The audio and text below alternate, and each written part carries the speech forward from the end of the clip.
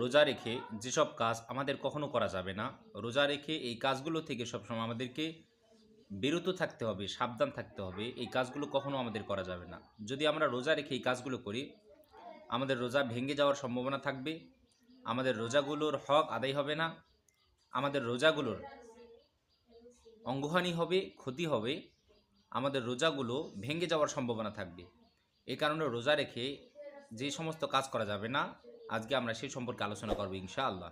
কারণ আমরা রোজা রাখবো, এই রোজা হলো আল্লাহ তালার জন্য আমরা রাখবো, এর প্রতিদান স্বয়ং আল্লাহ তালা বান্দাদেরকে দিবেন। তো আল্লাহ তালা যে ইবাদতের প্রতিদান নিজ হাতে দিবেন, সেই ইবাদতটা যেন আমাদেরকে একনিষ্ঠভাবে, খালিসভাবে, ত্রুটিমুক্তভাবে আমরা যেন রাখতে পারি, পালন যেন করতে পারি, এই ইবাদতটা যেন আমরা যথাযথভাবে পালন করতে পারি, আল্লাহ তাআলার কাছে সেই কামনা করি। সকলে বলি আল্লাহুম্মা আমিন। তো সম্মানিত ভাইগণ বন্ধুগণ আমার, রোজা রেখে যেসব কাজ করা যাবে না, যেসব কাজ করলে আমাদের রোজার অঙ্গহানি হয়ে যাবে, ক্ষতি হবে, ত্রুটিযুক্ত হবে, এক নম্বরে হলো রোজা রেখে কখনো আমাদের হারাম কাজ করা যাবে না, অবৈধ কোনো কাজ করা যাবে না, কোনো খারাপ কাজ আমাদের কখনো করা যাবে না। যে কাজগুলো ইসলাম সমর্থিত নয়, এই কাজগুলো আমাদের কখনো করা যাবে না। তো রোজা রেখে হারাম কাজ, সুদ খাওয়া, ঘুষ খাওয়া, মিথ্যা বলা, চগলখড়ি করা, পরনিন্দা করা, জিনা করা, পরনিন্দা করা, চগলখড়ি করা, মানুষকে ওজনে কম দেওয়া, মানুষকে ঠগানো, মানুষের ফসলের ক্ষতি করা, বিভিন্ন অপরাধমূলক কাজ আছে। এই রোজা রেখে আমাদের কখনো এই অপরাধমূলক কাজগুলো কখনো করা যাবে না। খারাপ কাজ আমাদের কখনো করা যাবে না। এই কাজগুলো করা হলো হারাম, সুদ খাওয়া হলো হারাম, ঘুষ খাওয়া হলো হারাম, মানুষের চুরি করা হলো হারাম, ডাকাতি করা হলো হারাম, মানুষকে ওজন কম দেওয়া হলো হারাম, মানুষের গীবত করা, পরনিন্দা করা, চগলখড়ি করা, এগুলো কি সম্পূর্ণভাবে হারাম। তো রোজা রেখে কখনো এই হারাম কাজগুলো আমাদের কখনো করা যাবে না। এরপরে দ্বিতীয় নম্বরে রোজা রেখে আমাদের যে কাজ করা যাবে না, সেটি হলো পাপের কাজ করা, গোনার কাজ করা, অপরাধমূলক কাজ করা আমাদের কখনো করা যাবে না। পাপ থেকে আমাদেরকে বিরত থাকতে হবে। এটা হলো রোজার হক। রোজার অনেকগুলো হক রয়েছে, তার মধ্যে অন্যতম একটি হক হলো পাপ কাজ থেকে আমাদেরকে বিরত থাকতে হবে।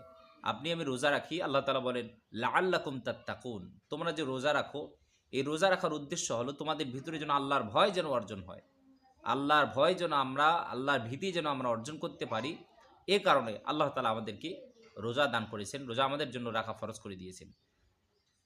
তো একটা মুমিন, একটা ইমানদার ব্যক্তি তখনই সে সঠিক পথে চলতে পারবে, তখনই সে হারাম কাজ বাদ দিতে পারবে, তখনই সে আল্লাহর রাস্তায় চলতে পারবে, যখন তার ভিতরে তাকওয়া থাকবে, আল্লাহ ভীতি থাকবে, খোদা ভীতি থাকবে।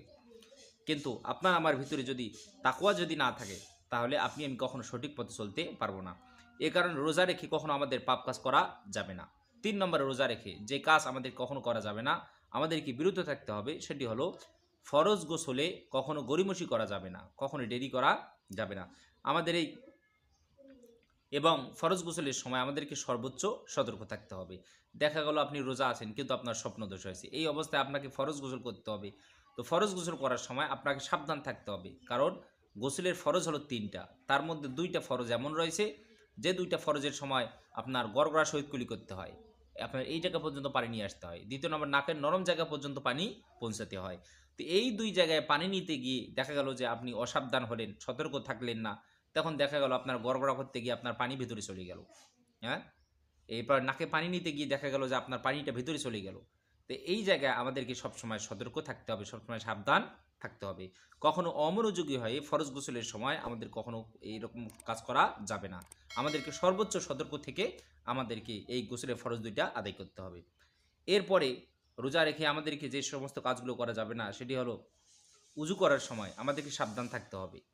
রোজা রেখে উজু করার সময় আমাদেরকে সাবধান থাকতে হবে, কারণ উজু করার সময় আমরা অনেকে আছি এরকম করে কুলি করি যখন আমার মুখে পানি নেই।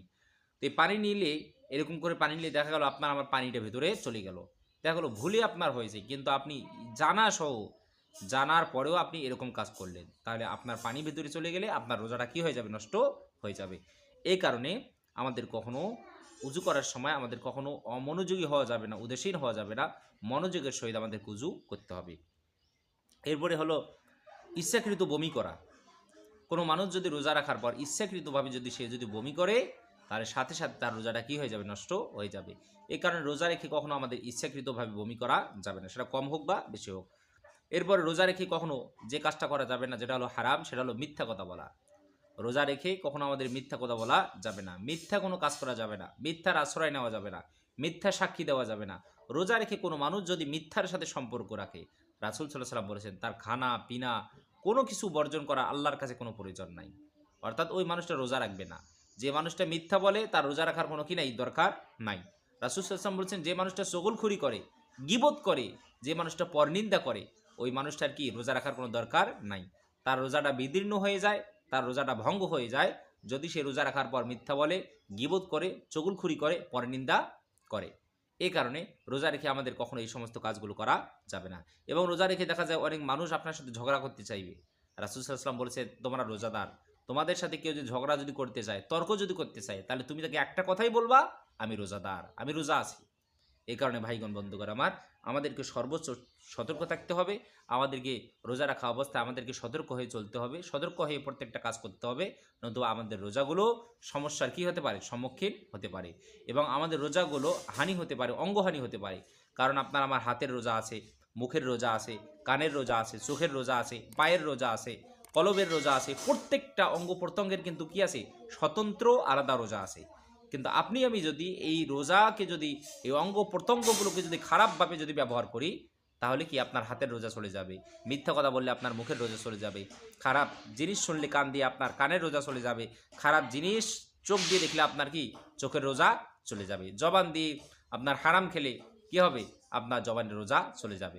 তো এরকম আমাদেরকে রোজা রেখে এই সমস্ত কাজ আমাদের কখনো করা যাবে না।